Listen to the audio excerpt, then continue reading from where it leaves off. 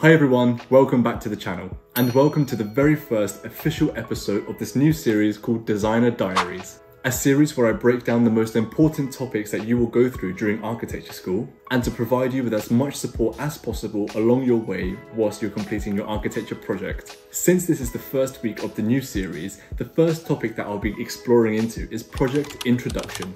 And don't forget to save and rewatch it when you need some help when you're going through this stage during architecture school. So without further ado, grab your notepad and your pen and let's get into it. Alright, so the first chapter of project introduction has to start at the very beginning. And by this, I mean the moment that your tutors are talking to you about the project and the site in which they have allocated for their studio. This may differ from studio to studio, depending on the way that your architecture school is set up. This usually happens on the first day of the new academic year, or if you're a new architecture student at university, there will be a day dedicated to this during your introductory week. It's extremely important to fully engage with this. For example, when I was in architecture school, there were 3 studios that we could pick from. And these included a studio that was based in Bogota, Colombia, that was focused around urban regeneration. Another studio that was situated in Portsmouth, UK, that was focused on how architecture can respond to climate threats such as sea level rise. And the final studio that was based in Venice, in Italy, that was situated within the Venice Lagoon and brought a huge range of challenges that students could pick from in order to design in response to it. If you've been following my channel for a while, then you'll know that I picked the studio that was based in Venice in Italy, and you can watch back on some of the previous videos I've made of the project that I produced. I think it's really important to go into these meetings and these presentations with a clear mind, and not to make a decision straight away. Understand what you like and dislike about each theme, and make sure you write these notes down along the way as the tutors are talking so you don't forget them or you don't kind of have a misunderstanding of what they said during their presentation. Take it all in, and why not speak to your fellow peers and friends on the course to understand what they think about each studio as well. Not for their opinion to change your thought on what studio you want to pick, but so that you can understand their point of view and how that can also add or take away from your own experience or opinion on the studio that you wish to pursue. It can also help to clarify your decision making just by understanding how other people understand the studios. The next point is about how you go about making your decision on which studio to pick. Now, typically, there is a fair opportunity to get into the studio that you really want to. However, architecture schools may enforce this tier structure that means that you have to rank the studios from best to worst, or from your preferred option to the one that you least prefer, in order to apply to get into that studio. And that you would more than likely have to write a statement for why you would like to be in your preferred studio.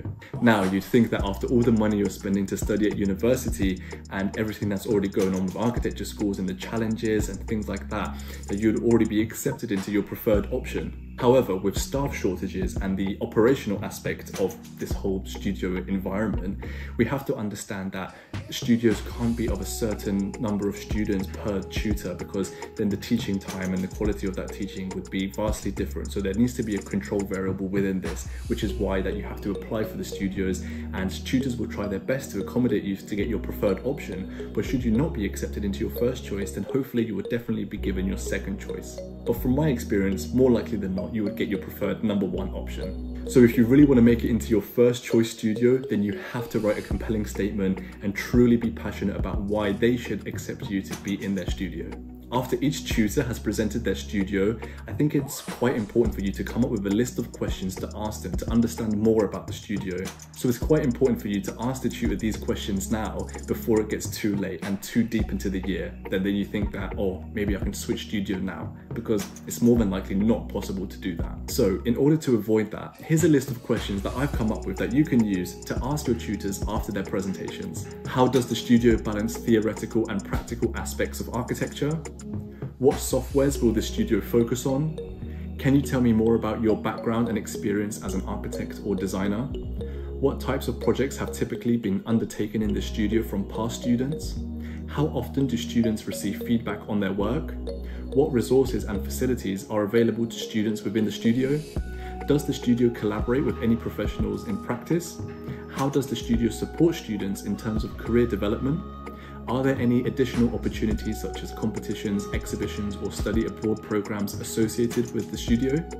And the one that many students are dying to find out, are there any study trips? Obviously, these aren't all the questions, and understandably, you have to make your own questions to best suit the studio and the tutor that is presenting in front of you on the day. But why not jot these down as starting points through which you can then later expand on? I know it can feel very overwhelming in the first initial couple of days, but this is kind of the crucial time and the exciting time for you to get to know as much information as you can before making any decision as to which studio you want to be in for that year. And the third and final point on project introduction is alignment. We currently live in a world where, as architects and designers, we want to do our best to work towards tackling greater global challenges. And I think it's extremely important for you to take some time to think about the cultural and moral reasons and themes that you want to bring into your work. You should reflect on your own personal goals, interests, and passions, and work to decide how you can align them to the best of your ability.